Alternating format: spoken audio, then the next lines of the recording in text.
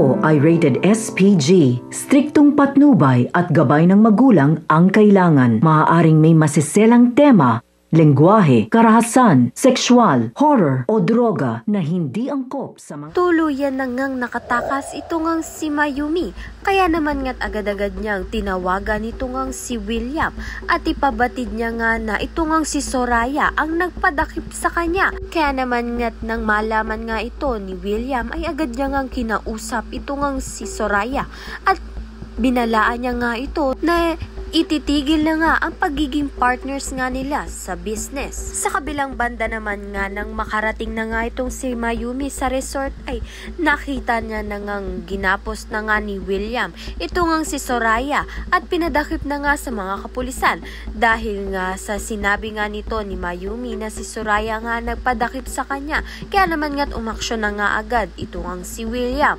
Samantalang alam na nga ni Mayumi na tunay na anak niya nga itong si Ikit, kaya naman nga't malamang sa malamang kapag nakarecover na nga itong si Mayumi ay makakabawi na nga siya sa anak niya nga itong si Mayumi. Ngunit magkakaroon nga ng aberya dahil itong ang si Matthew ay mahal na nga itong si Ikit, gayon din naman nga itong si Ikit.